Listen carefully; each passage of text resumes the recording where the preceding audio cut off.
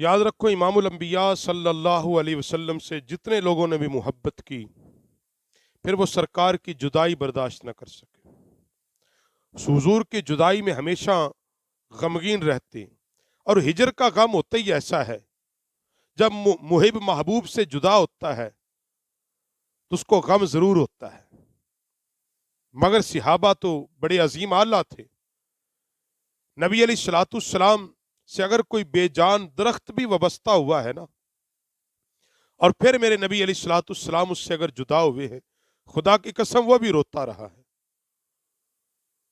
حدیث پاک کے اندر کہ نبی کریم صلی اللہ علیہ وسلم کی جدائی کے غم سے حنانہ ستون، جیسے آپ صلی اللہ علیہ وسلم مسجد نبوی میں ممبر کی تعمیر سے قبل ٹیک لگا کر خطبہ ارشاد فرماتے تھے، درخت تھا، سرکار اس کے ساتھ ٹیک لگا کر خطبہ ارشاد فرمایا کرتے تھے، اور پھر وہ سرکار علیہ الصلوۃ والسلام کے لیے ممبر تعمیر کیا گیا۔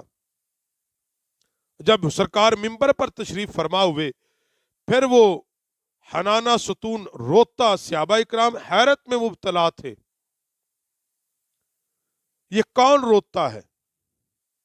نبی علیہ الصلوۃ والسلام نے ستون سے ارشاد فرمایا، اے ستون تو کیا چاہتا ہے؟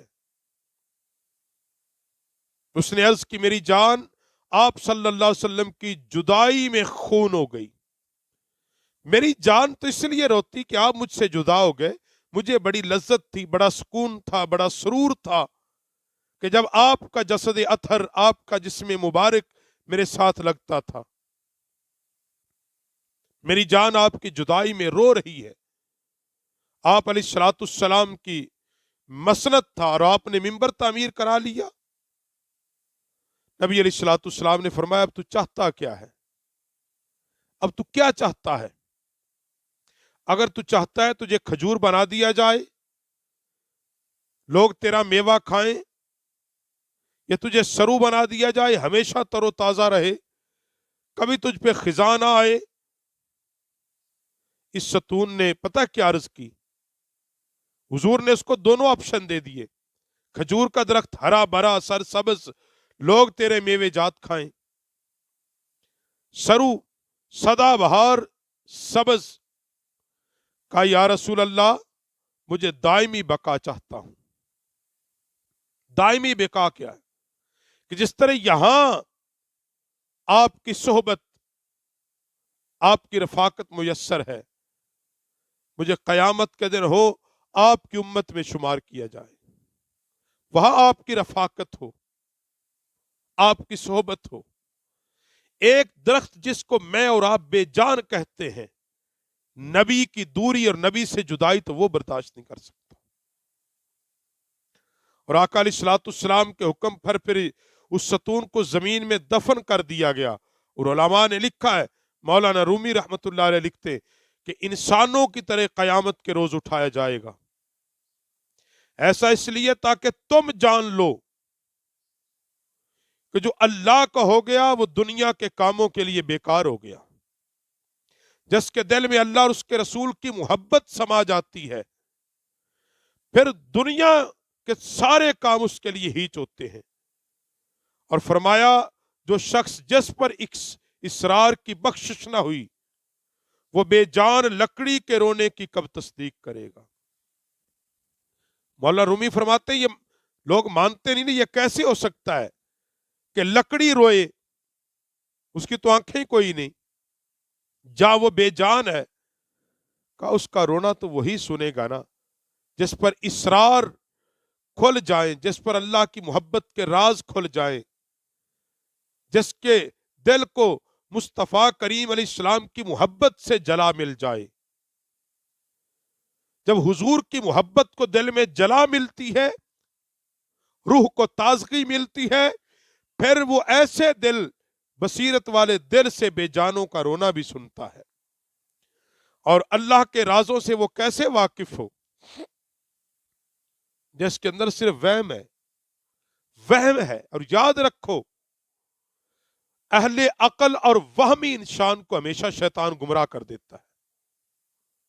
اس کو کوئی نہ کوئی رہنما چاہیے، رہبر چاہیے۔ مولانا رومی فرماتے ہیں کہ انسان اندھے ہیں، اور جس طرح اندھے کو لاٹھی چاہیے چلنے کے لیے، عوام کو پیر کامل چاہیے، رہبر چاہیے، رہنما چاہیے، جو ان کی رہنمائی در رسول تک کر دے۔ ایسا رہبر و رہنما کہ جو ان کو اٹھائے اور ان کے دلوں کو محبت رسول سے وابستہ کر دے، رسول اللہ سے جوڑ دے۔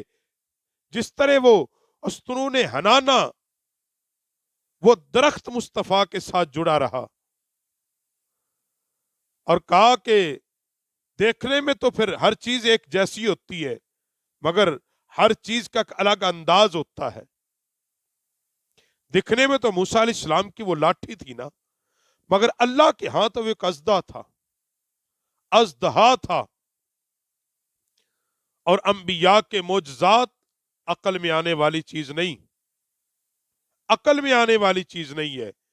یاد رکھو، اہل عقل جب کسی مکار کے ہاتھ چڑھیں گے، مکار وہ کیا کرے گا؟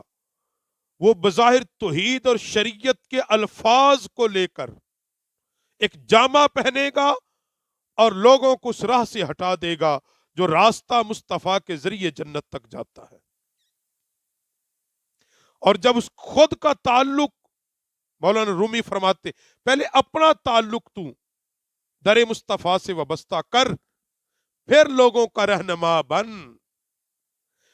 معیاری مکاری اور عیاری اور دھوکے سے نہیں، پہلے اپنا ہاتھ تو کسی صاحب دل کے ہاتھ میں دینا، اپنا تعلق تو کسی صاحب حال سے وابستہ کرنا، ایسے بندے سے وابستہ کر جسی پر خودی کے اسرار کھلے ہوں، جس کے دل اور جس کے باطن اور روح پر اللہ کے راز منکشف ہو چکے ہوں۔ جب ایسے بندے سے اپنا تعلق بنائے گا، وہ تجھے بارگاہ رسالت تک لے جائے گا۔ اللہ اکبر۔